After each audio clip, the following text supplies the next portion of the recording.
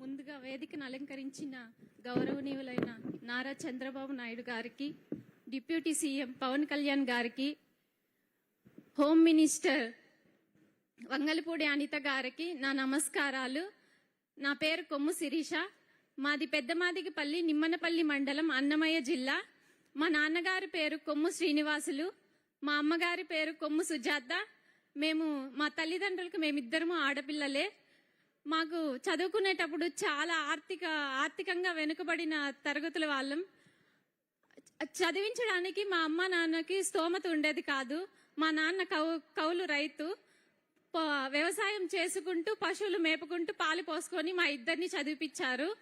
మమ్మల్ని చదివిపించేటప్పుడు చుట్టుపక్కల అందరూ, ఎందుకురా నువ్వు ఆడపిల్లల్ని చదివిపిస్తున్నావు, ఎన్ని రోజులైనా నువ్వు ఒకరి చేతిలో పెట్టాల్సిందే కదా, ఆ డబ్బులు ఏదో మీరు వెనక్కేసుకోండి, మీ వృద్ధాప్యంలో మీకు కొంచెం సహాయంగా ఉంటుంది అనేవాళ్ళు. కానీ అవేం పట్టించుకోకన్నా మా అమ్మ నాన్న కష్టపడి మమ్మల్ని చదివిపించారు. నేను మా చెల్లెలు చిన్నప్పటి నుంచి ప్రభుత్వ స్కూల్లోనే చదివాము. ప్రభుత్వం ఇచ్చే స్కాలర్షిప్లతోనే చదువుకున్నాము. చదువుకునేటప్పుడు చెప్పలేకపోయే వాళ్ళం అమ్మ నాన్నలకి, నాన్న మా ఫ్రెండ్స్ ఇలా ఉన్నారు, ఇలా కోచింగ్కి వెళ్తున్నారు, మేము వెళ్ళాలి, స్టడీ హాల్కి వెళ్ళి చదువుకోవాలి అని చెప్పలేకపోయాం. ఎందుకంటే మాకు ఆర్థిక పరిస్థితులు మాకు తెలుసు కాబట్టి, డబ్బు లేదు, మా నాన్న వాళ్ళు చదివిలేరు అనేసి నేను ఆగిపోయే వాళ్ళము. ఇప్పుడు ప్రభుత్వం ఇచ్చే స్కాలర్షిప్ల వల్ల మేము చదువుకోగలిగాము.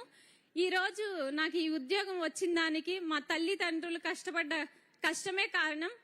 ఉద్యోగం రూపంలో నాకు లభించింది. నేను నా కుటుంబం చాలా ఆనందంగా ఉండగలిగాం. ఆ రోజు ఎందుకురా ఆడపిల్లల్ని నువ్వు చదివిపిస్తున్నా అనే వాళ్ళకే ఈరోజు ఇది ఒక మంచి గుణపాఠం లాగా మిగిలింది.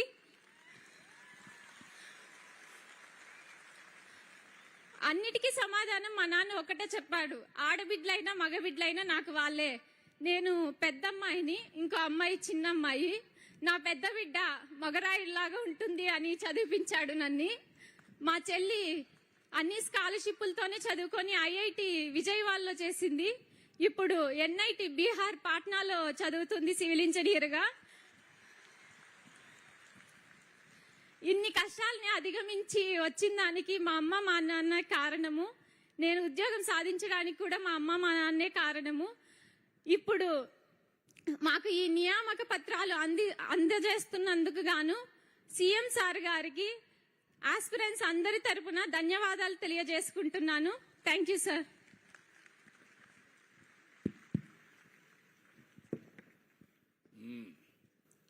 నువ్వేం చదువుకున్నావమ్మా?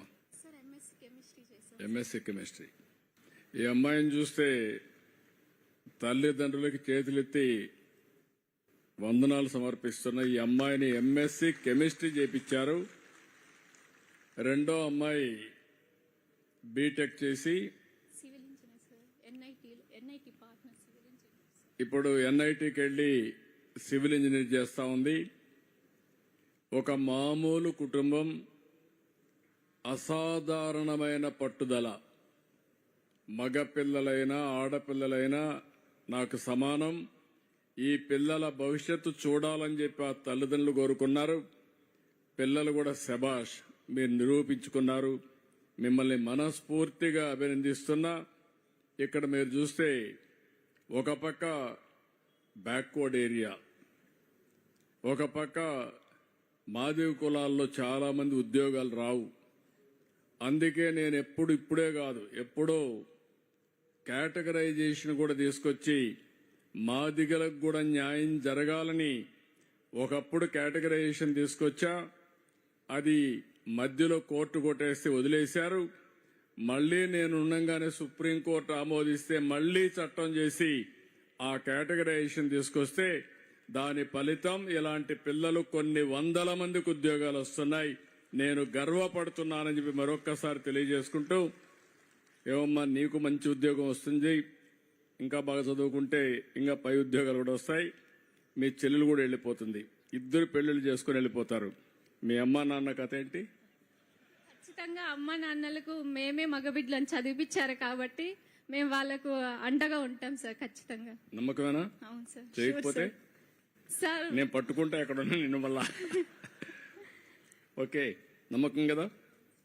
నేను ఆ తల్లిదండ్రులు ఎంత ఆనందపడతారంటే ఇలాంటి బిడ్డలు కనడం వాళ్ళ పూర్వజన్మ సుకృతం. నేను గర్వపడుతున్నా. గట్టిగా చప్పట్లు కొట్టి అభినందించండి, ఆశీర్వదించండి. All the very best. Thank you అమ్మా. ఇప్పుడు షేక్ గంద్రోలు హఫీజున్ వారి యొక్క ఏవి ప్లే చేయవలసిందిగా అభ్యర్థిస్తున్నాం.